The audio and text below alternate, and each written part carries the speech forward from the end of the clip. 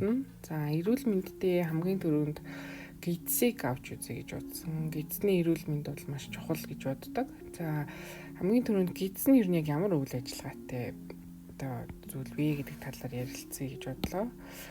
За гидс нь бол хамгийн түрүүнд мэдээж хүний одоо эзэн хоол хүнсийг боловсруулах тий. Тэр дотроо бол одоо илүү цаашдаа нарийн болон бүдүүн гидс рүү ингэж цааш нь задлах хамгийн түрүүнд бол хоолыг задлах үйл ажиллагаа бол хийдэг. За ингэхдээ бол гидс нь бол хөдөлгөөн хийдэг байхan тэгээд хүнсийг задлж шингээхийн тулд шингээлтийн үйл ажиллагаа явна. Дээрэс нь хоол хүнснээс шимт хижээлийг авдаг. За тэгэд бүх үйл явцын дараа бол ялах зүйл үүсэх тэр үйл явцыг бол хийдэг бахнэ. Тэгээд дотор нь ангилах юм бол гидс нь бол одоо англиар болохоор перисталсис буюу одоо перисталик хөдөлгөөн гэж яриад байгаа. Энэ болохоор гидс маань өөрөө юм булчинлаг, агшдаг. Энэ утгаараа бол хоолыг урагшин хойшин гэж хөдөлгөдөг юм үйл ажиллагаа хийдэг бахна. Хоол боловсруулалт гэдэг маань болохоор хоолыг ферментүүд ашиглаад одоо задлж шимт хижээлтэй бодис одоо болгож хувиргадаг бахна. За шимт хижээл шингээлт гэдэг маань юу гэж байгаа юм гэх юм бол шимт хижээлийг нарийн гидсээр дамжуулна. Цуснд ингээд шингээд үйл явцыг бол хийдэг бахна. Усыг мөн өөртөө шингээдэг. Гэхдээ энэ дотор бол бүдүүн гидс нь илүү усыг шингээж авдаг бахна. За хамгийн сүүлд нь бол ялгц бий болгодог. За энэ нь болохоор одоо шингэн өтгөн байдлаар ингэж ялгадаг. За микробийн үйл ажиллагаас байгаа. Энэ болохоор гидсний бичил биетүүд хоол боловсруулах болон тархлаа амин дэм зэргийг одоо шингээх одоо үйл ажиллагаанд оролцдог байх нэ. За энэ дотроос бол дараах хэдэн нэр томьёонуудыг бол харъя гэж бодсон.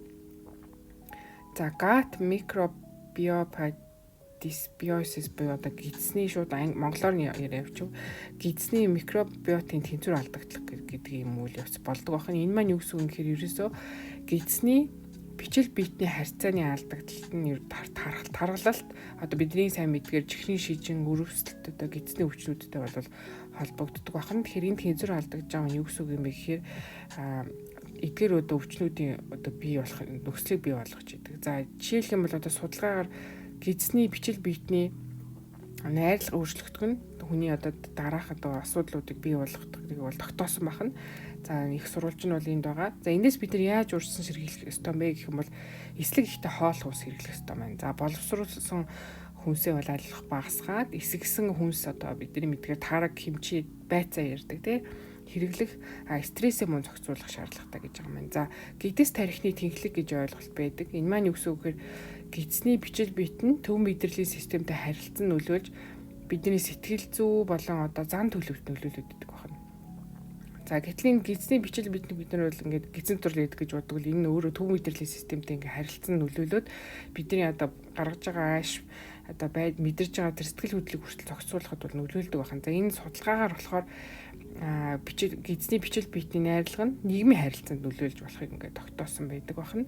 За бид нар яах ёстой гэхээр пробиотик гэж бас ярьдаг. Ихтэй хоол идэх хэрэгтэй. Антипробиотик хэтрүүлэн хэрэглэхгүй байх тий. Янз бүрийн одоо нөгөө антибиотиктэй ийм их хэрэглэхгүй байх гэж ярьдаг штэ. Тэрний дараа ингээд ходоод сэргийх хэрэгтэй. Одоо мөөгөн зэрэг үсдэг хүмүүс ярьдаг. За тэрнтэй холбоотой дээрээс нь тасгал хөдөлгөөн чухал бяцлаглаар хичээлж одоо стрессээ бууруулах. Стресс бол ингээд гидсэнд шууд нөлөөлдөг гэдэг ихэнх хүмүүс бол мэдээд байдаг.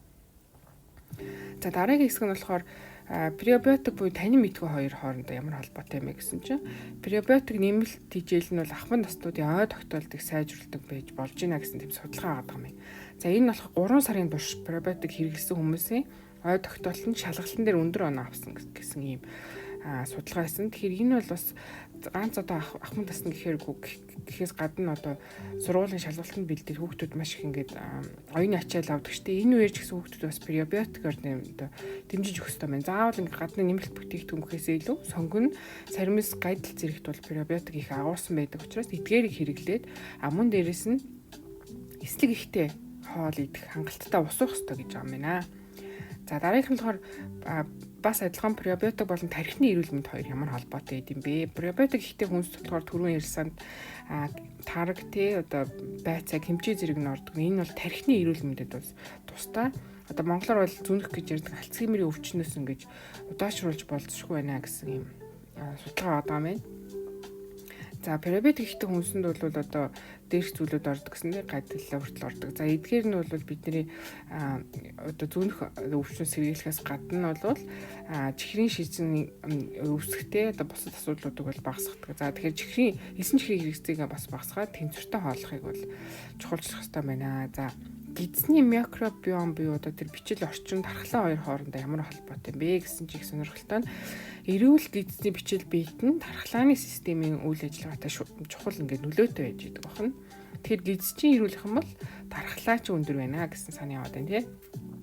За тэгэхээр антибиотик хэрэглэсэн нэрээ хүүхдүүдийн одоо вакцины үр дүн буурсан гэсэн юм судалгааны Garden гэдэг сэтгүүл дээр бол гарсан байгаа маань. Тэгэхээр шаардлагагүй бол антибиотик хэрэглэхгүй байгаа ч эсгсэн хүнс хэрэглэе, хоолны төрөл зүйлээ баяжуулъя. Зөвхөн нэг төрлийн хоол хүнс одоо монголчууд бол нөгөө гурил мах төмсөө идэл болчдөг тийм хөвчлэн. Тэгэхээр аль болох ингээд баяжуулаач гэж амын. За тэгээ гидсний микробиом болгон архаг өвчин хоорондоо бас хамааралтай. За гидсний бичил биетний тэнцвэр алдагдал түрүү хэлсэн тийм таргалал чихрийн шидэн дээрээс нь зүрх судасны өвчнөд бас холбоотой байдаг болвол судалгаагаар болохоор гидсний бичил биетний найрлага нь өөрчлөгдөх юм бол эдгээр өвчний эрсдлийг нь бас нэмэгдүүлж өгдөг байна. Тэгэхээр бид нар ялгаагүй тасгал тогтмол хийх ёстой мэн. Нөгөө эслэг ихтэй хоол хүнсээ хэрэглэх ёстой мэн. Хиймэл чихэр агуулсан одоо нөгөө газтай ундаа тий янз бүрийн одоо чихэрлэг амт оруулсан жуус эдрээс бол татгалзах хэрэгтэй. Одоо хүмүүс бол тэрийг ингээд жимсний жуус гэж боддог. Үндэ бол 50% ингээд сахар байж идэг тий. За витамин болон гидсний эрүүл мэнд хоёр ямар холбоотой вэ гэсэн чинь витамин нь гидсний бичил биетний өсөлт тэгээ олон янз байдалд ингээд нөлөөлж идэг буюу одоо гидс витамин бид нэр хэрэглээд байдаг гидсний одоо бичил биет чинь сайн биш юм бол тэр сайн хүлээж авахгүй нэ. Тэгэхээр хоол боловсруулалтанд бол витамин бол тусалдаг учраас бас огт одоо муу гэж одоо битэн ямар ч хэрэггүй гэж ярьдаг хүмүүс бол энэ дээр бас жоохон судлах хэрэгтэй байна. За энэ дотор бол D, B12 зэрэг чухал амин дэмүүдийг бол зохистой хэмжээгээр авч явах шаардлагатай. Ялангуяа одоо D витаминыг бид нэр наранд гараад авчвал бас зүгээр гэж ярьдаг тийм монголчууд угаасаа D витамины төсгөл маш их ажиглагддаг. Шаардлагатай бол нэмэлтээр хэрэглээрэй гэж амын. За пробиотик болон одоо нөгөө тархлаа гэд хоёр юм бол мэдээж нөгөө пробиотик манд тархлааг дэмждэг гэдэг утгаараа бичил биетний найрлагыг сайжруулж өгч идэг бахан тархлааг нь дэмждэг. За тэр судалгаагаар болохоор пробиотик нь болохоор тархлааны хариу урвалыг сайжруулдаг гэж бол гарсан бахнэ. За тэгэхээр ялгаагүй дөрөвний тараг даршилсан байцаа зэрэгээ бол хэрэглээ стрессээ бууруулад бас дээрэс нь хангалттай унтаж амархад бол ач холбогдол өгөөрэй гэж байгаа юм. За тэгсэн чинь бүр дахиад гидсний микробиом ба хорт хавдар хоёр маань бас хоорондоо холбоотой байдаг бахнэ. Гидсний бичил биетэн хорт хавдрын эрсдэл эмчилгээний үр дүнд нөлөөлдөг байна.